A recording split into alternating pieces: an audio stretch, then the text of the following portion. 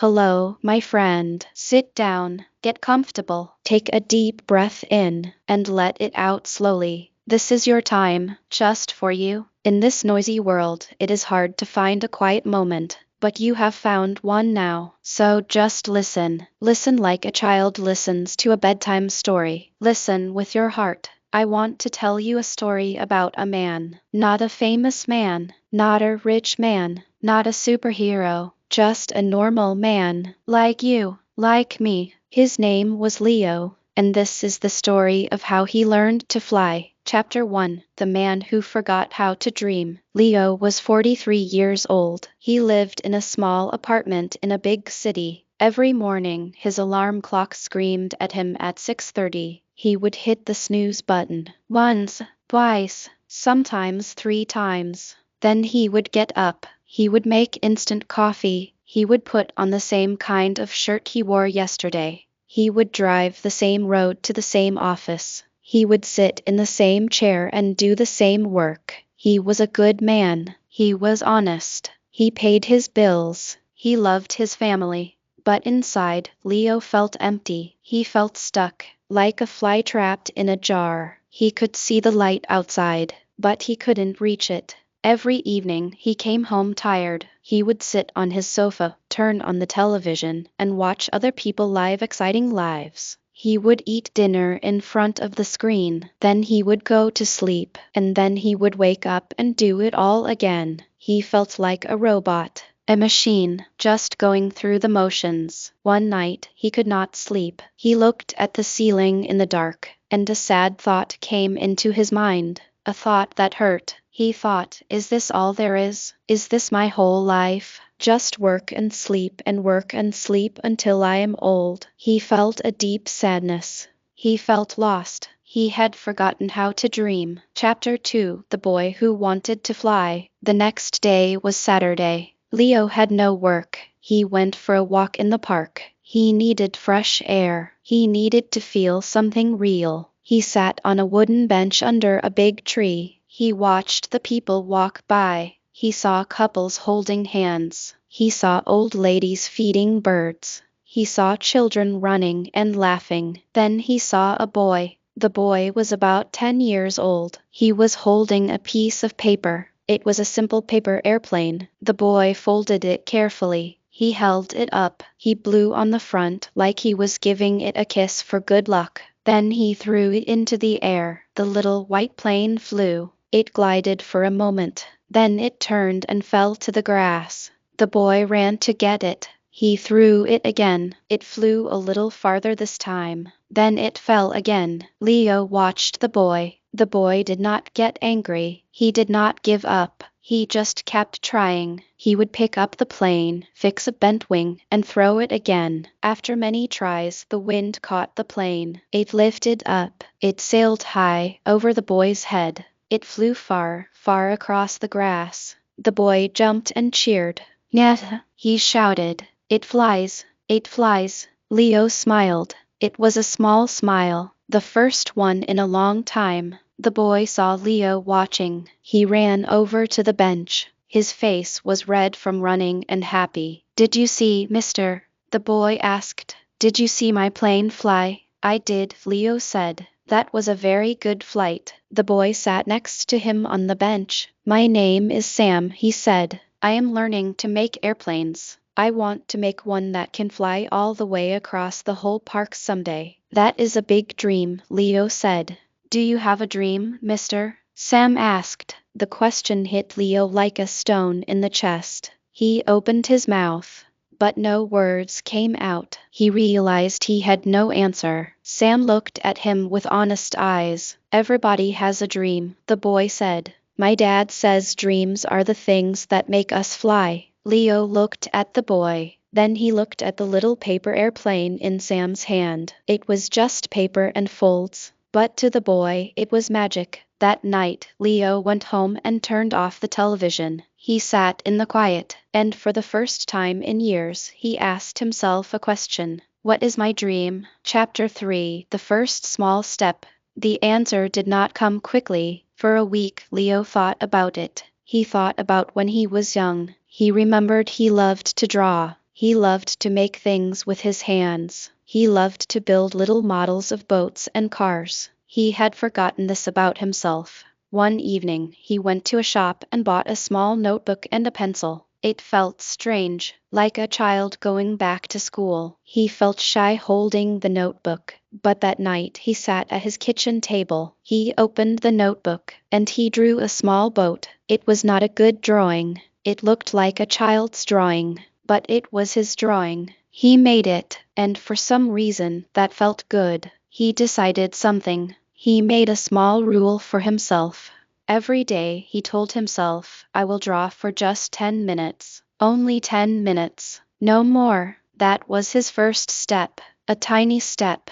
A very small promise to himself. Chapter 4: The Clock and the Man. The next lesson came from his watch. Leo had a problem. He always said, I don't have time. He wanted to draw, but work was busy. He wanted to learn new things, but he was tired. He wanted to change, but life got in the way. One Sunday he met Sam in the park again. The boy was flying his paper planes. Sam, Leo said, how do you find time to practice so much? Don't you have school? Don't you have homework? Sam looked at him. I just do it, he said simply. After school, before dinner, I do my homework fast, so I have time for my planes. Leo thought about this. The boy was teaching him something important. It was not about finding time. It was about making time. It was about choosing. Leo looked at his own life. He spent 2 hours every night watching television. 2 hours. That was 14 hours a week. That was 60 hours a month. He was not poor in time. He was rich in time. He was just spending it badly. That night, he made a new rule. He would turn off the television at 8 p.m. From 8 to 9 p.m., that would be his hour. His hour to draw. His hour to learn.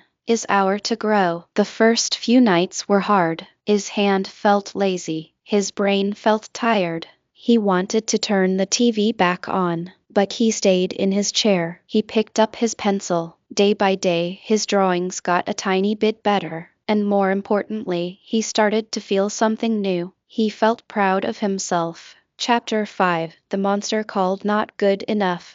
But then a new problem came. Leo looked at his drawings. Then he looked at drawings online by other people. Theirs were beautiful, perfect, like photographs. His drawings were still simple, still rough, still like a child's. A dark voice spoke inside his head. It was a mean voice. It said, who are you kidding? You are too old to start this. You have no talent. You will never be good. This is a waste of time. Just stop now. This voice is a monster. Many people have this monster inside them. It is the monster of fear, the monster of not good enough. Leo felt like giving up. He closed his notebook. He put his pencil away. For 3 days he did not draw. On the 3rd day he walked to the park. He sat on the bench. He felt sad and heavy. After some time Sam came and sat next to him. You look sad, mister, Sam said. Leo sighed. I am trying to learn something, he said, but I am not good at it. I am too old. I should just stop. Sam looked at him. Then he looked at the paper airplane in his hand. He held it out to Leo. Do you know how many planes I made before this one? Sam asked. Leo shook his head. More than 100, Sam said. 100. Some were terrible. They just fell down like rocks. My friends laughed at me, but I did not stop. I kept folding. I kept trying. He pointed to the plane. This one is not perfect. It still turns to the left too much. But it is better than number 1, and number 100 will be better than this. Leo looked at the simple paper plane. He looked at the boy's honest face. He understood the lesson. The master has failed more times than the beginner has even tried. Leo went home. He opened his notebook. He looked at his last drawing. It was not great, but it was his. And it was better than his first one. He picked up his pencil and started again. Chapter 6: The Boy Who Could Not Read. A few weeks passed. Leo kept drawing. He drew every night for 1 hour. His drawings were slowly getting better. He felt a little more alive. One day in the park he saw Sam sitting alone. He was not flying planes. He was just sitting, looking at the ground. He looked sad. Leo sat beside him. Sam, are you okay? Sam shook his head. His eyes were wet. I hate school, he whispered. I hate it. Why? Leo asked gently. Because I'm stupid, Sam said. The other kids read so fast. They answer all the questions. When the teacher calls on me, I feel scared. My face gets hot. I cannot find the words. I am the dumbest one in the class. Leo's heart hurt for the boy. He remembered feeling the same way in school. He remembered the fear, the shame. He looked at Sam. He remembered how the boy never gave up on his planes. He remembered the hundreds of tries. Sam, Leo said slowly, do you remember what you told me about your planes? About the ones that fell like rocks? Sam nodded. Learning to read is the same, Leo said. It is not magic. It is practice. You just have to make the mistakes. You have to fall down. A lot. That is how we learn. Sam looked at him. But I am so slow. Slow is okay, Leo said. Slow is how we grow. Fast is for rockets. But people grow slow, like trees. Then Leo had an idea. I have a notebook, he said. I draw in it every night. Do you have a book? A book you want to read? Sam nodded. There is one, about space, about rockets and planets. It looks so cool, but the words are too hard. Bring it to the park tomorrow, Leo said. We can try to read it together, very slowly, one word at a time, like folding a paper airplane, one fold at a time. Sam's eyes lit up, a tiny bit. Really? You would do that with me? Leo smiled. Really. Chapter 7, One Word at a Time. The next day, they met. Sam brought his book about space. Leo brought his patience. They opened the book to the first page. The first sentence was the universe is a vast and mysterious place. Sam looked at the first word. That he said. The next word, universe. He stopped.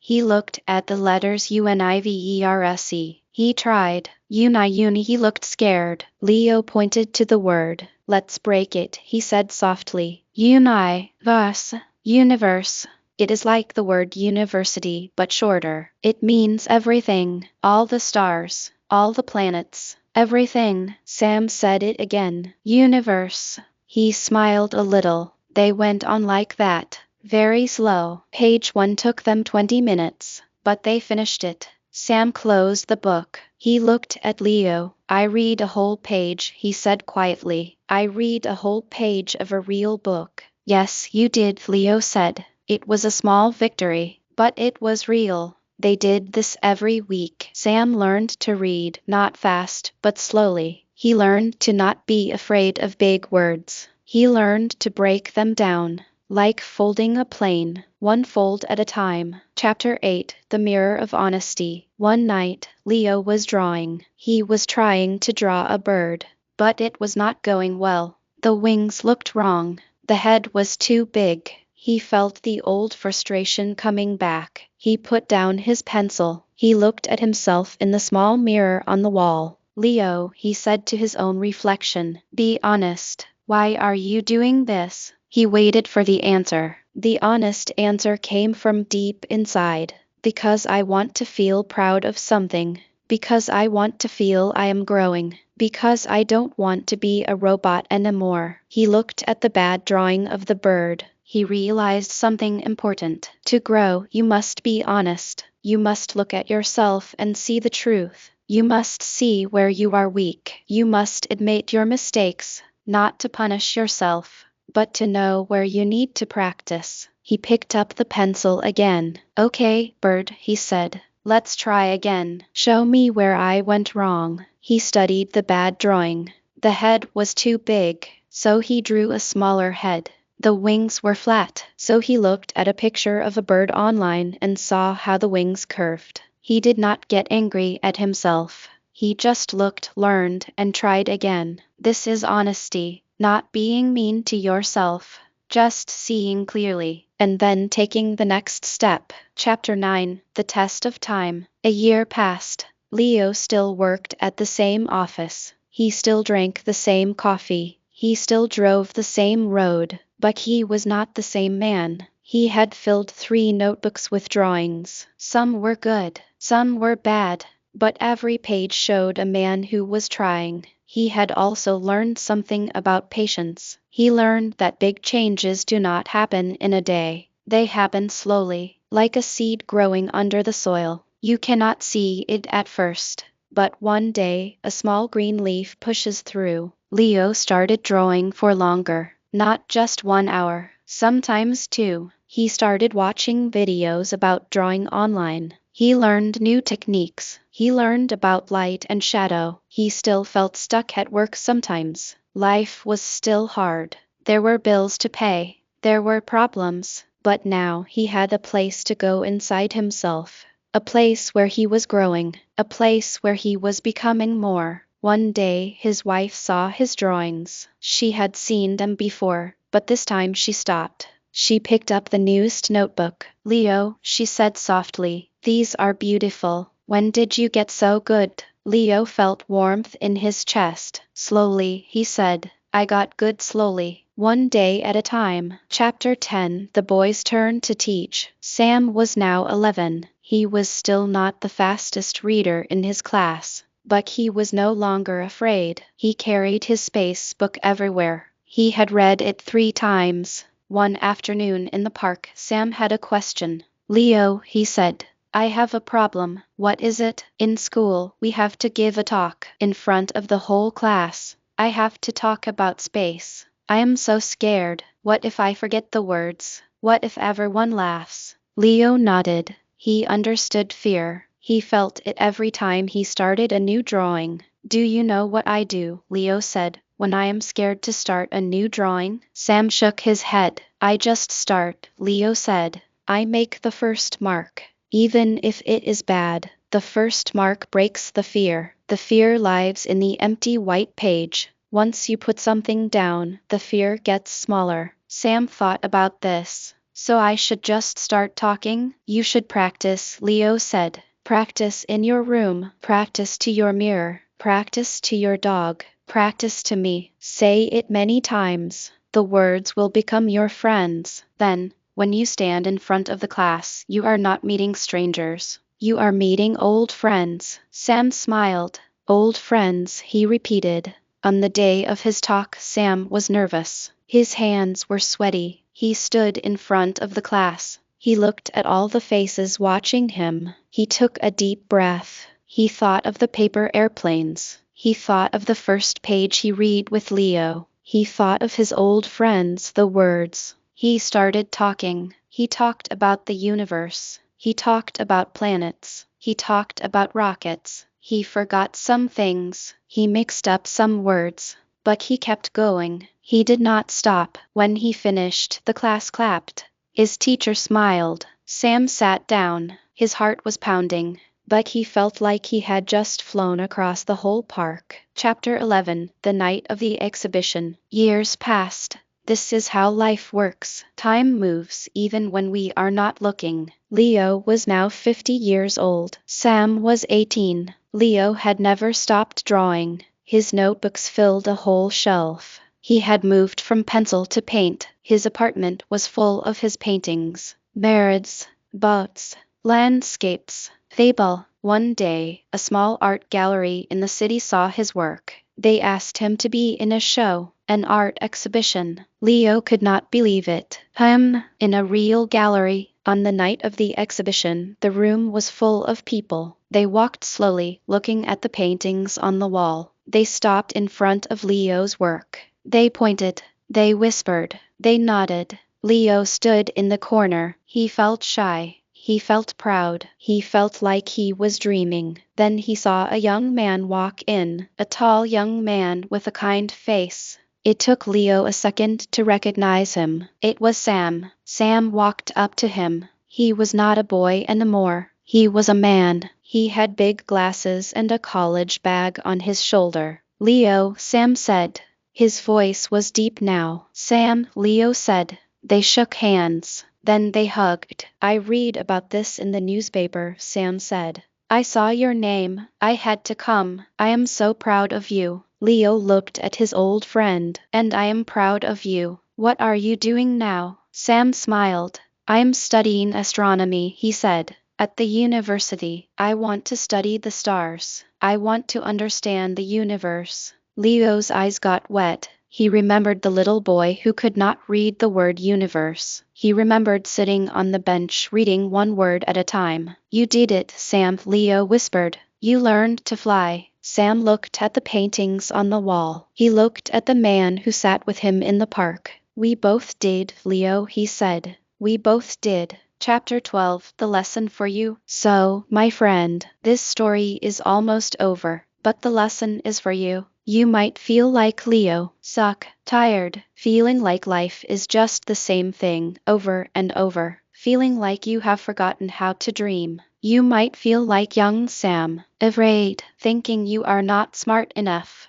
not good enough, thinking everyone else is faster, better, stronger than you. Listen to me carefully. Life is not a race. It is not a test. Life is a garden, and you are the gardener. You plant a seed today, a small seed, a tiny habit, drawing for 10 minutes, reading one page, walking for 15 minutes, learning one new English word. You water it tomorrow, and the next day, and the next. You will not see a tree tomorrow. You will not see a flower next week, but under the soil, in the dark, the roots are growing. The roots of your new self are growing. Keep going. When you feel like giving up, remember the paper airplane. Remember the 100 tries. Remember the boy who could not read. Mistakes are not failures. Mistakes are folds in the paper. Each fold brings you closer to the flight. Be honest with yourself. Look in the mirror. See where you are.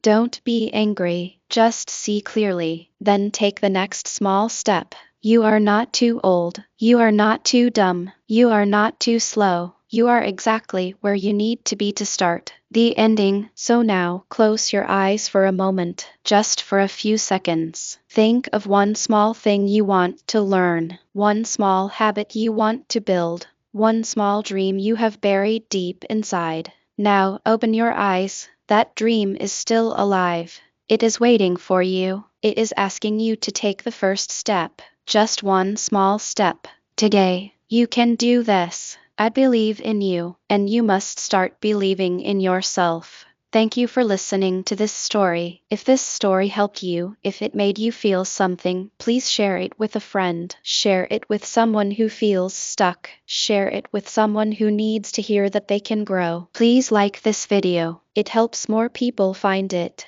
And if you want to hear more stories like this, stories that help you learn English and learn about life, please subscribe to the channel. Click the bell so you don't miss the next story. Take care of yourself. Be patient with yourself. And keep going, one small step at a time. I will see you in the next story.